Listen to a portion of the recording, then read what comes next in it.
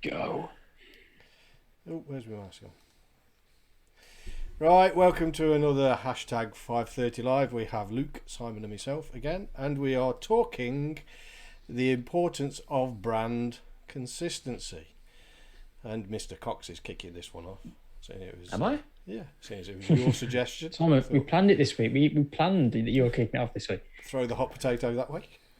Yeah, thanks for that. Well, I thought it'd be an interesting topic because brand it needs to be consistent, doesn't it? I mean, how many times have we seen brands and that aren't consistent in their approach to their marketing and getting visual and things like that. So I thought it'd be an interesting topic to talk through today and see what you guys think and also share some stories with you. So obviously with what we do, we design logos and very close to people's branding, and it's incredible what people actually put out there, and they think it's an amazing thing to represent their business and their brand. But sometimes there's obviously some inconsistencies. So yeah, I thought it'd be an interesting one to talk through. Yeah, I think it is for me. The branding one is a big one. I try and get it from my side is across because we end up with so many different platforms. I try and get it so it is the branding is consistent across each one of the platforms. So if you switch from the platforms, you can tell that that is something from the Business Growth Academy and Coaching. That's something from the TCM UK Limited by the colours, the layout, the language, and everything like that. And I just think that is so important. What about you, Luke? Yeah, I think the platform thing. Obviously, me and you are dealing with people managing different social platforms and things like that. And yeah, it's amazing the amount of times you'll see one social media page and go to another, and it's completely different, or the wording's completely different. And you think put yourself in a potential customer's shoes and think you would be confused if you were transferring from one social platform to another. And I think on the branding point of view, I think you need to get that nailed on at the start or as early on as you can, so that when your business grows or when your business starts new things, let's say you started advertising on Twitter, for example, you could just take the wording and the branding off one social platform and transfer it over, knowing that that's working well for you and your business and it represents you well, and it makes it a lot easier. You're not having to think of the branding all the way through, every time you do something new, because you've got a strong brand in place already. Yeah, I mean, one of the Yeah, things I have thought of recently around this, and I don't know whether I'm right or wrong on this or not, but my thinking around the branding is some of my social media platforms are at APAIN at Fellow of the Institute of Leadership Management, so the letters. Although I can only get a certain amount of letters, I have to miss one for it because of the size of Twitter and Adam Payne in my name. But I actually thought around whether I should actually do that with my LinkedIn URL, because my LinkedIn URL is Adam Payne UK, and I'm waiting whether actually that really should be the Fellow Institute of Leadership Management, so it matches everything else as well. But I just quite haven't picked up the balls to do that one yet. Don't know why, because yeah. it shouldn't affect anything. It's certainly interesting. I tell you what's interesting straight away is that you guys have jumped straight to the digital side of the brand. I was thinking more about the sort of the printed sort of side as well, because I think that, if we could talk about mistakes that people make out there, is they don't see their brand as an asset without a doubt. They just see it as a logo, and it's not. It's actually something that's very powerful out there. And when people come to us for creative stuff, they'll say, "Oh, can you put some branding guidelines together?" And what we put inside that is obviously all the various codes for a logo that makes up CMYK and the RGB codes and things like that, because so many people don't actually have that, and yet it's one of the most valuable things, especially if people being visual, that it's actually seen. And I suppose where I'm coming from with this is a quick story. Actually, I supplied some promotional pens to a company over at Silverstone Racetrack. So you can imagine they design racing cars. They got a fair few quid in the bank, and they wanted this real quality Parker pen with all their branding all over it. And I said to them, "Have you got your branding guidelines?" They went, "What's that?" And I was like, "What, really?" So he literally gave me a Pantone colour. Now, I don't know what you know about promotional products and things, but obviously if you've got to print something onto a different colour material or something, then obviously it's got to be a particular mix in the actual coding to actually get it to represent that brand. And I supplied a load of pens, and the guy opened the box up and he went, "What the hell are these? Yes, it's my logo, but it's not the colours." And it all came down to a simple uncoated and coated Pantone colour on the actual product itself, mixing with the plastic. And of course, it's my mistake. I should have known what I was doing at the time, but it just shows how simple, a simple process of having some branding guidelines can ensure the consistency is there, but also eliminate any errors and obviously complications that can be had in that area. So, the one thing we've been saying to a lot of people really recently is, see your branding guidelines as an asset, and obviously, make sure it's replicated across your digital and your offline marketing as well. Yeah, absolutely. It's the one thing I call it the style guide. In essence, your tone, your language, your voice, everything, and including in your posts, your text, what text you use, what font you use, what colours you use, how that style guide is laid out. So it creates a working structure, and that passed on to everybody within the business. So anybody who does anything within the business from a marketing point of view or a branding point of view, they have to follow that style guide, that branding guide. I think it's absolutely so important. It really is. I think as well, Adam, as well on that, having those set out and so that everyone can know of them makes it easier to deal with like uncertain or surprising scenarios. Whether it's something on social media, again, I go back to that. If it's a customer complaint, having somebody available who, there could be 10 employees in a business that have access to their social media account. If they need to deal with an issue quickly, they can have the brand guidelines set out and they know how to respond to a customer. They know what the business stands for, and depending on what the issue is, they can deal with it there and then. So, not just talking about small businesses there, larger businesses have that sort of culture and have those values set out, and then you can deal with those situations really, really effectively, can't you? Absolutely. Yeah, definitely. Sorry, Adam. Go on. You go.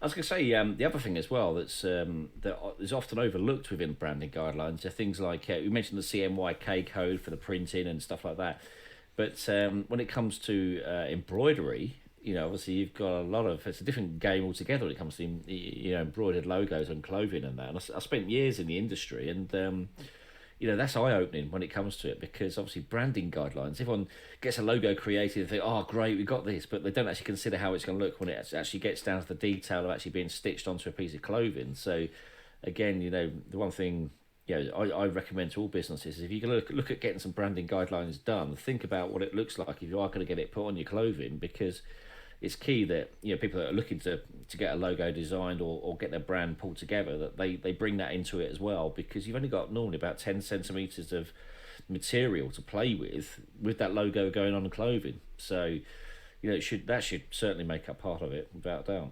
Yeah, I have talked about that because I me, I'm always in a black shirt. So I've been renowned for this black shirt for ages, and I was thinking, okay, I've got TCM UK Limited, got the Business Growth Academy. How am I going to do that? Because I could be in one meeting early part, travel to the next meeting, and then what do? Swap shirts. So I ended up getting a magnetic badge code. Yeah. Same size, and one's with the colour scheme and the branding of the Business Growth Academy, and the other one is TCM UK Limited and TCM UK 3D. And all I do is just slide them off. They go into the same position, slide it off, and just magnetic thing. That's it. Just branding. And people forget that as well as at networking. And I think it was John Fitzgerald. Paul Orn was with me. We were at a meeting over at Ventura House, and I was the only one that turned up got a branded badge, name tag on. So no, I didn't have to have this. You get the stickers when we get to face-to-face meetings. We get the stickers, don't you? You write your name on it. Yeah, you can't just change your name quickly on those, can you? You actually on Zoom. You have to actually change your badge in real life. Yeah, but I got my badge on, you see, and people automatically knew the business, what my name was, the position, because I got that on a nice, they are nice, neat, laminated, professionally done badges, and not expensive either. I've got to ask you, Adam, what side of your body did you wear it? Because I've got a big complex over this. Well, the thing for me is, I put it on I've got one pocket that's on the left-hand side, you see. So I put it above the pocket on that side. Simon's going to say it should be the right. It should be on the other side. It should be on the other side for the main reason. If you wear it up on your right-hand side, as people go to shake hands with you, you can see the name and obviously the contact details. If not, you're kind of shaking hands with somebody and then looking across their body to try and read what their badge says. So try it on your right hand side and see what happens. That's blown my mind a little bit. I'm just trying to imagine that scenario now of shaking someone's hand and looking where I'd look. Well, that's because we've been through COVID and everything, isn't it? And shaking hands shaking for a year. Yeah. But when it comes to embroidery with club logos and that traditionally goes on the left-hand side, mainly because there's a myth in the industry that it goes above the heart because you're passionate about who you are and what you're doing, that the embroidered logos will go on the left-hand side, but in business networking, you wear it on the right because obviously it's the handshake thing where you get to catch someone's eye very quickly. Yeah, you see, I prefer the heart thing story better. That's it. It just feels better, doesn't it? You know. Talking about that, you just said we're talking about heart and passion and all that. But I'm guessing the branding. I mean, you guys will know you've been in business a lot longer than me, but having the brand values is a massive thing for a business, and having those predefined. You talk about colours and logos all you want, but like the values of the employees and how the business is run is one of the biggest things that needs to be consistent throughout from start to finish. So yeah, I'm guessing you guys could probably touch on that more, but personally, I definitely think we should talk about that because that's massive, isn't it? Kelly's just put on, I always wear mine on the left too. Kelly. There you go. Yeah, you see, it's the left. Got to be the left. I'm with that. No, it's got to be the right. Yeah. It might be a woman thing, so therefore I'm a bit feminine. Maybe. Maybe. You ask any traditionally trained business network person what side they wear their badge on, you can sniff them out in seconds. Always wear it on the right hand side. Seriously, so that's one of Simon's values. Always. Not going to happen. Absolutely. I'm an engineer. It's not going to happen because it goes above the pocket, dead in the middle, and about 10 millimeters above the pocket top. Engineer. Not going to happen.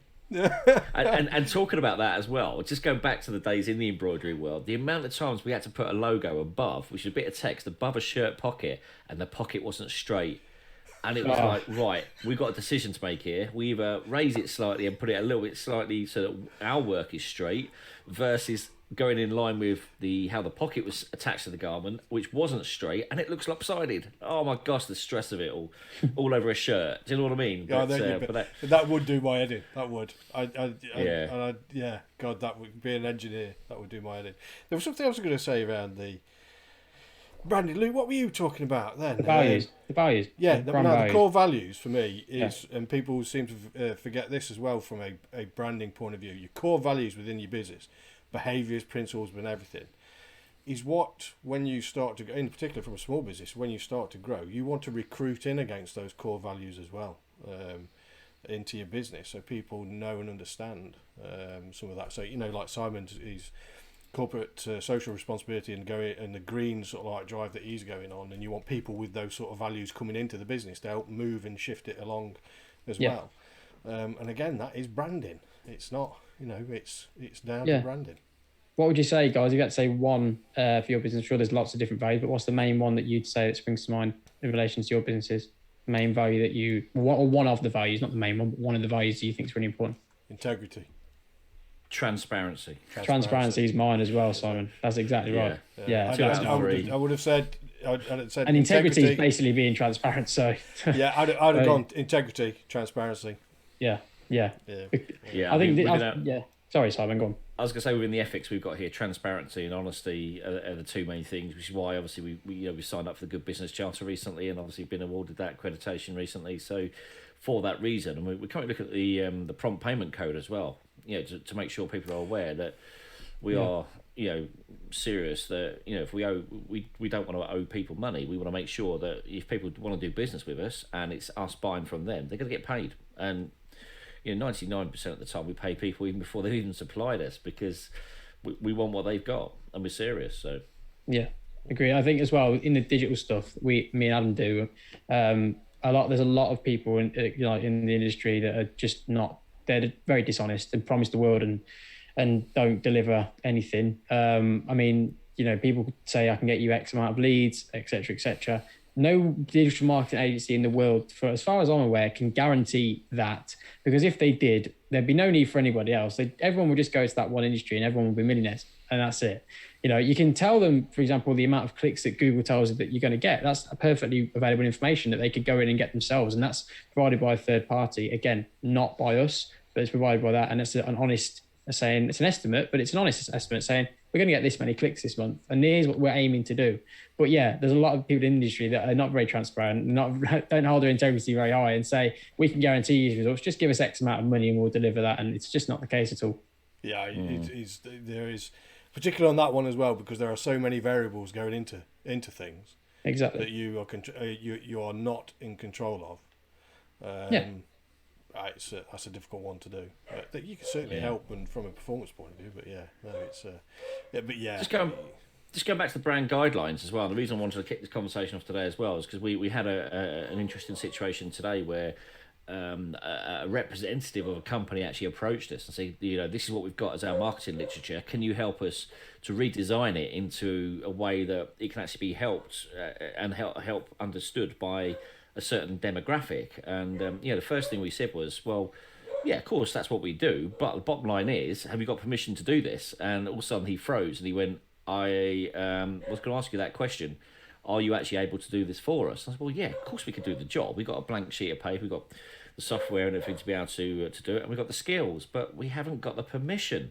And we need the permission because obviously it's not just a logo. It's not just a coloured bit of document. It's actually a brand. And it was key that we got that message over to him as well. So again, if people are dealing with subcontractors or people in a team that involves the brand, one or two words we always say to people is make sure that you've got it documented and it is literally pulled together in a document, because if effectively that's your Bible behind your business. Definitely. Anything we missed?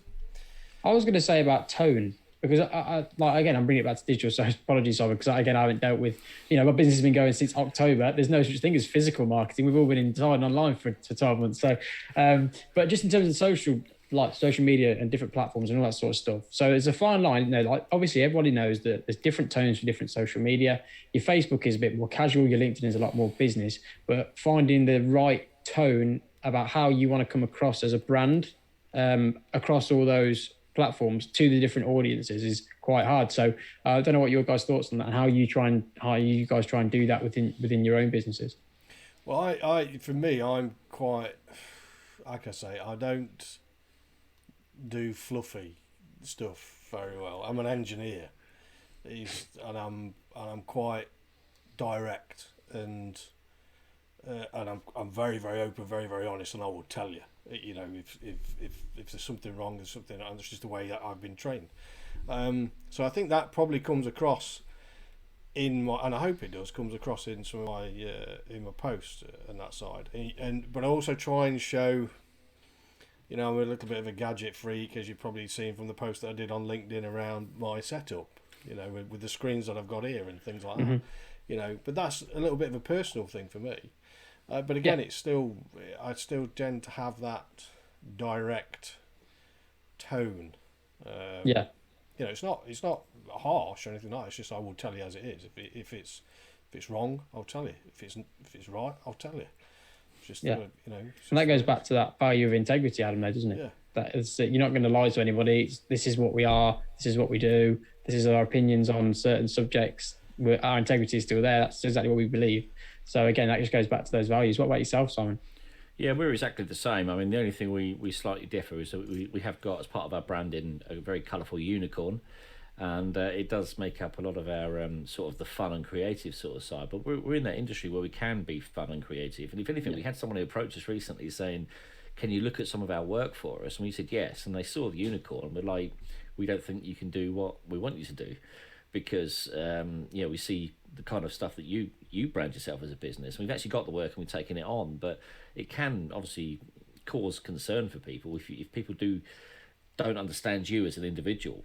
So, we're very colourful. We're characters. We have fun and we're lively. And I suppose they're the kind of words we want to get over to people. But some people want someone that's very corporate, and it's just, it can make it a little bit difficult if people don't understand you. But at the end of the day, we got the confidence that we know we can deliver what they want, and of course working within their brand guidelines as well. And going back to the brand guidelines as well, I meant to say actually how important it is to look at a one colour option if people have got a multiple colour option in their business. Because for example, our colours in our colour scheme, we've got 4 main colours that we use, but sometimes if we want something printed and it's to go say on a promotional pen or a promotional item, there's got to be 4 screens set up. So, if people are looking at getting stuff done on a promotional product, then maybe look at a one color option, which is maybe our one color option is just white, and we just put that onto black and whatever we need to do it as. But some people just don't even think that, about having a one color option as your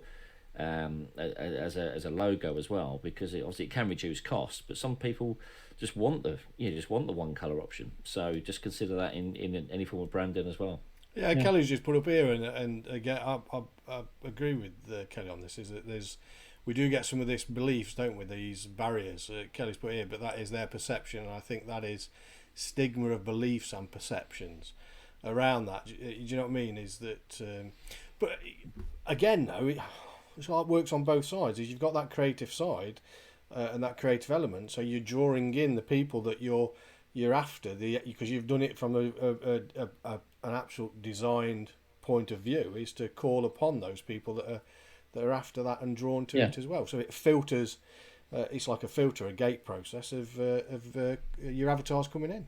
I was going to say, Adam, I think you sort of get, by having your values and having your ideas out there as a brand, you get those customers that you want to work with because they see your stuff. And like Simon said, there might be businesses that don't want to be, involved with the business with certain colours or whatever it is, but that's absolutely fine because they would have found that out about your business probably when they went and spoke to you anyway, and what you do.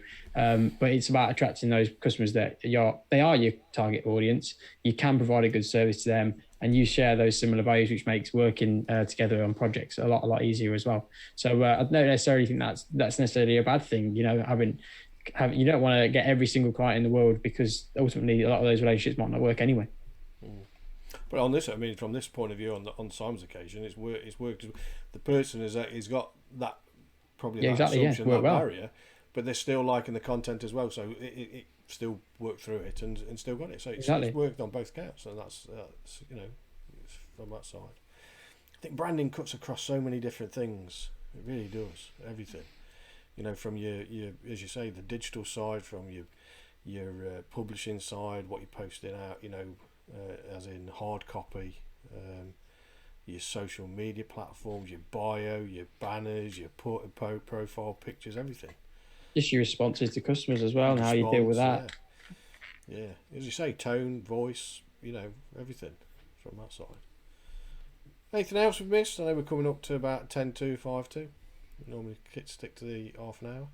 Yeah, my points have been taken, so let's take the floor. Yeah.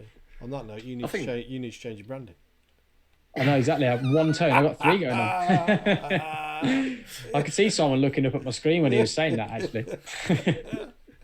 Yeah, you are below me on the screen, actually, Luke. So that's it. There we go. That's all right. I don't know what we're like on Adams, but I mean, the only things I'd add is obviously if people are considering setting up a logo from the beginning, is to look at things like small text. Because if they are going to get it embroidered onto garments, small text it's a nightmare. It comes out like Japanese and Chinese. Normally about 4 millimeters high is the sort of the smallest it can go before it sort of becomes a little bit readable. But if people are considering new branding, new logos, just consider what it would look like if you have it on a fleece. If you're looking at real thin text, just imagine what it looks like on a fleece. It will sink into the garment and you won't see it. I could talk about this stuff all day. I spent 10 years in the industry. Some of the stuff we saw, gradients in logos. Oh my gosh, you see a gradient in a logo and you think, it looks amazing on a computer screen or on social media. But when it comes to actually getting that into any form of clothing, oh my gosh, incredible. Normal sort of stuff on clothing, 10 centimeters wide we'd go up to, so it wasn't big and in your face. But also, if you had an extra small member of staff, or you take on a member of staff that is, of the smaller build, and obviously you've got to try and get a 10 centimetre wide logo onto probably a 11 centimetre piece of material. So, we always say to people when we're talking about logo design and things like that, what would it be like if it goes onto clothing? Because if it can go onto clothing, it can go anywhere because of, the way that people are different shapes and sizes. Always consider looking at getting some form of branding guidelines. It's an asset to a business, and people don't see that necessarily. And it's so nice as well that when you place an order with suppliers like print and promotional companies, you can just give them the document and go, there you go, these are our branding guidelines, get on with it, rather than all the toing and throwing backwards and forwards as well. but also make sure that sometimes you actually have those files, your JPEG, your PNGs, the AI EPS files as well in the business, because if anything ever happened to the designer that designed it, then you haven't got access to those as well. So we love looking at this for people, but I just thought it'd be an interesting topic tonight because we hadn't sort of really touched on it. And we don't see you see consistency out there, and you see some terrible inconsistencies as well. And I tell you, one of the best pieces of branding for us actually has been the virtual background on Zoom, because obviously on the background I've got here, we've actually got the company name and what we do. So people have been fiddling around on the Zoom calls, and we've actually picked up inquiries from a Zoom call because they see the words 17 years of experience of building websites with WordPress. So they know what we do, they can see how long we've been doing it for, and they've got the company logo there as well. So we've actually had inquiries literally from people sat on a Zoom call that have been bored listening to a speaker or whatever, going, oh right, I can see what you guys do, I need to speak to you, and we've got an inquiry through. So for anybody that is in the digital world and is networking online or talking to people online, a virtual background doesn't only hide the stuff that's actually behind us, but also it can be there as a visual as well. So just thought I'd bring that to the table. Yeah, you see, mine's a real one, but you see my branding's behind my head. Oh yeah, yeah, we can see that. Yeah, purposely. I did put that one behind my head, and perhaps I should have changed it. We're not all lucky enough to live in a £50 million mansion with a massive office. Well. So. I thought it was the locker room actually. yeah, gym. It's the garage. Motorbikes are in. Kelly's just brought. Yeah, I think the meaning behind the unicorn and the representation is unique too. The idea of it represents miracles, magic, and enhancement. So poppy design can create miracles. It's quite good, that. Right. We actually say that we like to put a bit of magic into people's design. That's one of our catch phrases and strap lines. And if you saw the studio now, I need to get a picture of it to you guys. Actually, we've got a massive unicorn on the outside of the building, so anybody that drives past doesn't just see the business day. Actually, there's a massive unicorn which is kind of taken over Victoria Street, so it's pretty prominent as well. Yeah, that's what you want, isn't it? That's what you want. Anything to add, or shall we finish it there? It's a good place to start. Massive unicorn, finished it. Lovely. Yeah. Can't beat a massive unicorn. There you go. That's it. Right. Have a great week, everyone, and we shall see you same time next week. See you, everyone. See ya.